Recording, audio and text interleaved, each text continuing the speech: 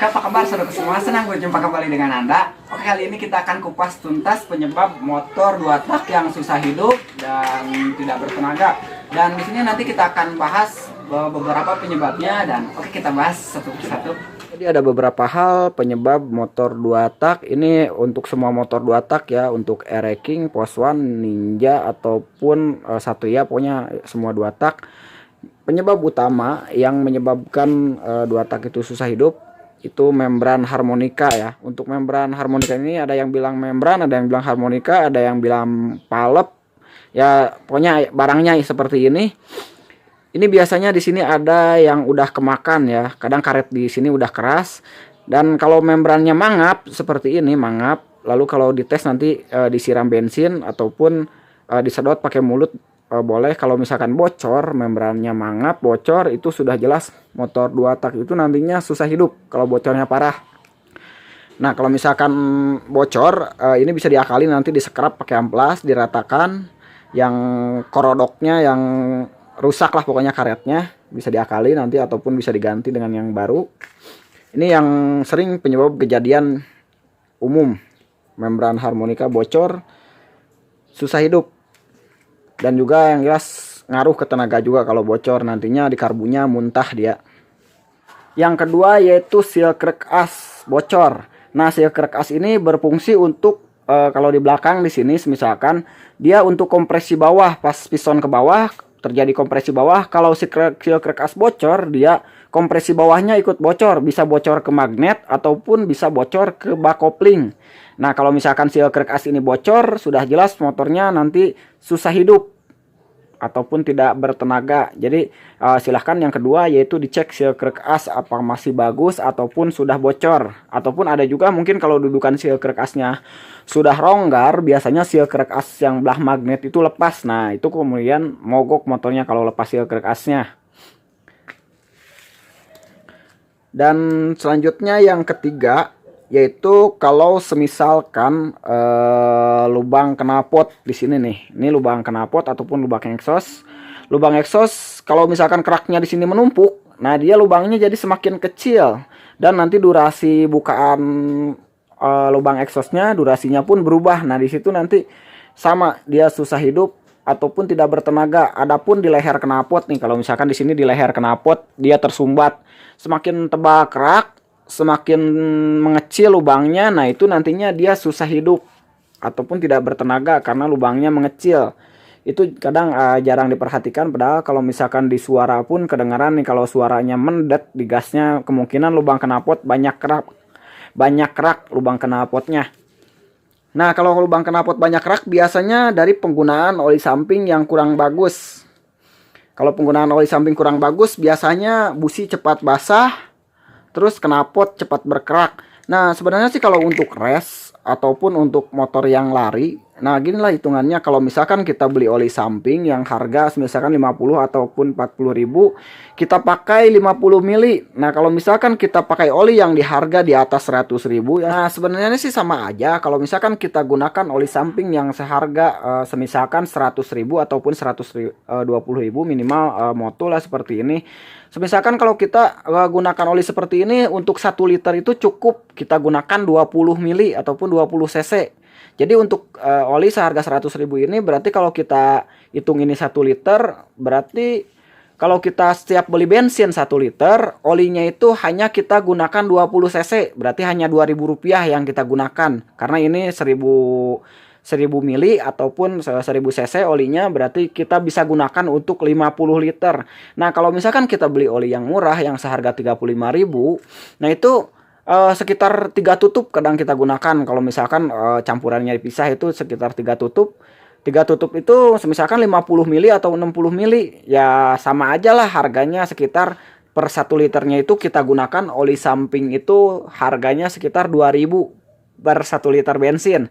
Jadi kalau sayang sama motornya silahkan gunakan oli samping yang bagus, minimal harganya 100 atau 120 ribu seperti motul ini. Ya kalau untuk motul 800 harganya terlalu mahal lah, 300. Ya minimal motulnya yang seperti ini nggak cepet kerak lah pokoknya. Kalau olinya yang bagus nggak cepet kerak. Terus nggak terlalu banyak asap kalau penggunaan oli sampingnya hanya sedikit. Ketenaga juga dia ngaruh ya, kalau misalkan kita gunakan oli samping yang bagus, karena penggunaan olinya hanya sedikit dan mesinnya itu kuat dengan oli samping yang sedikit, dia jadi tenaganya pun bagus karena tidak terlalu banyak asap, pembakarannya lebih sempurna. Oke, seperti itu. Dan selanjutnya untuk penyebab motor 2 tak ini yang susah hidup biasanya kompresi bocor. Nah, kalau kompresi bocor sih untuk ngeceknya bisa di luar seperti ini, misalkan ya kita selah seperti ini. Kalau di selahnya dia tidak ada kompresi, dia ngelos, di selahnya enteng. Nah, itu pasti susah hidup motornya kalau di selahnya enteng. Karena tidak ada kompresi pas di selah enteng itu, berarti ada beberapa kemungkinan penyebab motor itu kompresinya hilang atau kompresinya bocor. Yang pertama kadang untuk 2 tak baut di sini nih, baut ada yang ngangkat baut head di sini, baut blok. Nah, kalau di situ ngangkat kelihatan bocor lah, kedengaran nanti bocornya di sini, anginnya keluar, kompresinya.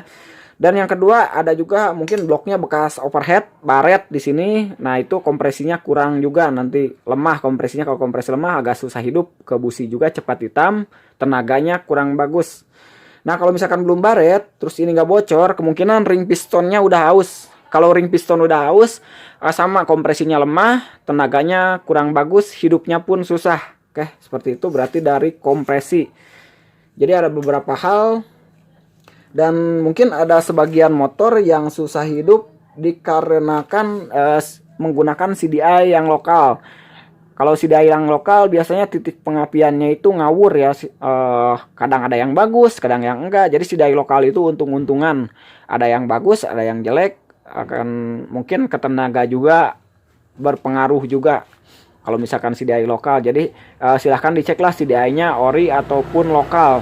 Jadi kalau yang ori biasanya CDI itu bahannya itu dia rapih, dari segi plastiknya itu nggak keserak plastiknya, cetakannya. Terus kedua kabel-kabelnya dia pada gede nih, kabel-kabelnya pada isi kabel tembaganya biasanya kalau yang ori pada besar-besar kelihatan.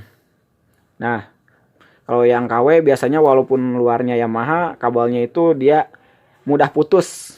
Berarti itu yang KW. Nah, ini nih yang ori nih.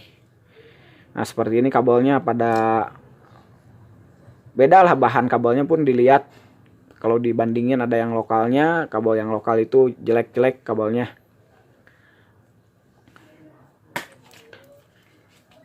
Jadi untuk CDI pun berpengaruh kepada tenaga dan motor itu susah hidup.